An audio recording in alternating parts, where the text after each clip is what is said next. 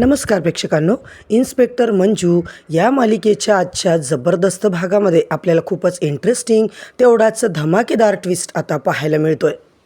मालिनी म्हणजेच तात्यासाहेबांची बायको इकडे आपल्या मायाने जेव्हा किडनॅप करून त्यांना ठेवलं होतं, आता त्यांना सोडून दिले आणि त्यानंतर प्रेक्षकांनो सत्या निर्दोष असल्याचं सत्य मात्र त्यांनी आता सगळ्यांच्या समोर सांगितले। होय मित्रांनो, मालिकेमध्ये तात्यासाहेबांची बायको मंजूला सगळं सांगते।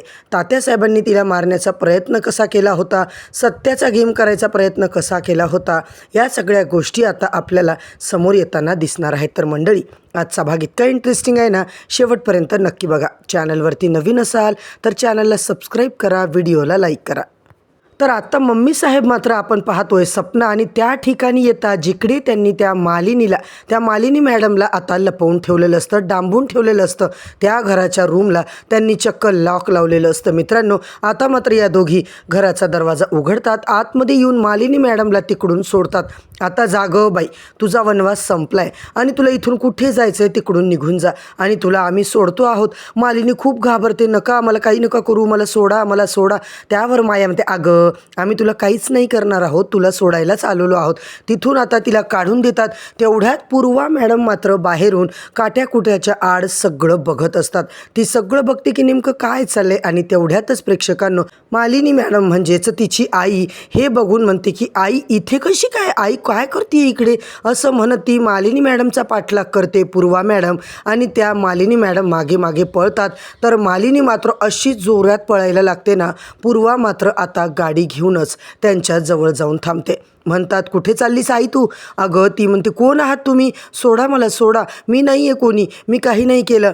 पूर्वा म्हणते, आई तू माझी आई आहेस, मी तुझी मुलगी आहे, कळतंय का? असं का वागतेस तू, मला विसरली आहेस की काय? असं जेव्हा ती म्हणते तिचा हात पकडते आणि त्या गाडीत बसवते।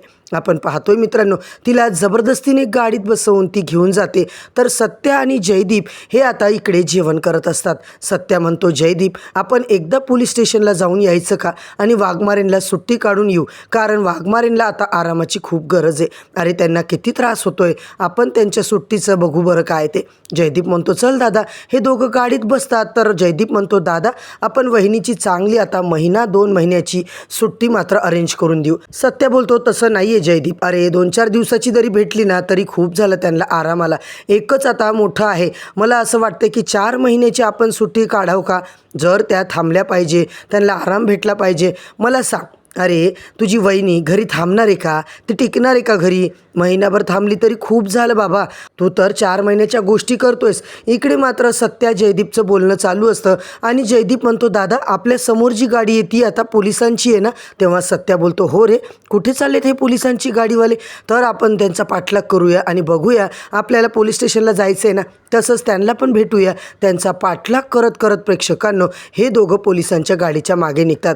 जेव्हा गाडीच्या जवळ आजूबाजूला येतात तेव्हा त्यांना आता लक्षात येतं की पूर्वा गाडीतून आता दिसत आहे। पुढे आता त्यांची गाडीच बंद पडते आणि पूर्वा मात्र गाडी खोलून तिथे उभी राहते आणि आपण पाहतोय गाडीच्या डिक्कीमध्ये आता इकडे सत्या आणि जयदीप पाठीमागे थांबतात डिक्कीच्या बाजूला। जेव्हा ते पुढे येतात बघतात तर ती जी मालिनी मॅडम आहे ना, ती सत्या म्हणतो, अरे जयदीप ही तर मॅडम आहे ना, अरे तात्यासाहेबांची बायको, आता काय करायचं, आपल्याला पोलिसांच्या तावडीतून सोडवावं लागेल हिला, मी तुला जसं सांगतो तसं तू कर। अगदी प्रेक्षकांनो सत्या गाडीतून खाली उतरतो। इकडे पूर्वा बोलत असते, तात्यासाहेबांवर फोन लावून त्यांना डिटेल सांगत असते आणि ती म्हणते, डॅडी साहेब मी लवकर आईला घरी घेऊन येते, तुम्ही अजिबात काळजी करू नकात, संध्याकाळचं डिनर आपण सगळे सोबतच करणार आहोत। आता त्यांचं हे चांगलं बोलणं चालू असतं। इकडे सत्या मालिनी मॅडम जवळ येतो, मालिनी मॅडम मी तुम्हाला वाचवायला आलोय, प्लीज माझ्यासोबत चला आणि घाबरू नका। सत्या त्यांना गाडीतून उतरवतो आणि आपल्या गाडीत बसवतो आणि तिकडून निघून जातो घेऊन।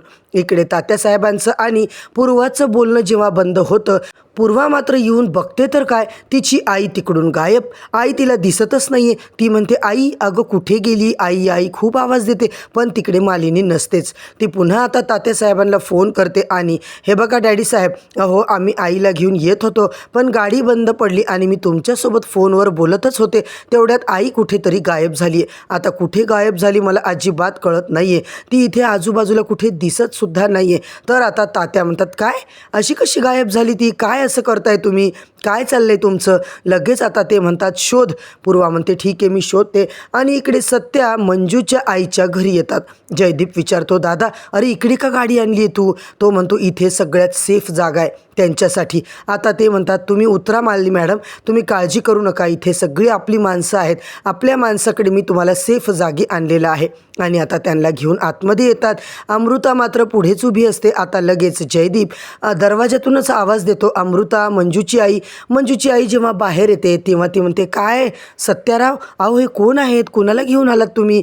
मॅडम आहेत या तात्यासाहेबांची बायको, हे बघा यांना इथेच ठेवायचे तुमच्या घरी, सेफ जागा आहे हे आपलं घर म्हणजे.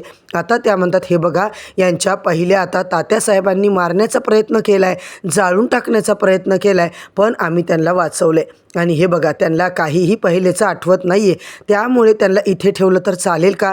तर आता मंजूची आई म्हणते असं नाही आहे, चालेल, काही प्रॉब्लेम नाही आहे, आम्ही सांभाळून घेऊ, आम्ही काळजी करू, तुम्ही नका टेन्शन घेऊ. सत्या म्हणतो हे बघा मी आता वाघमारीला भेटायला जाईल, त्यामुळे यांची तुम्ही काळजी घ्या, व्यवस्थित काळजी घ्या.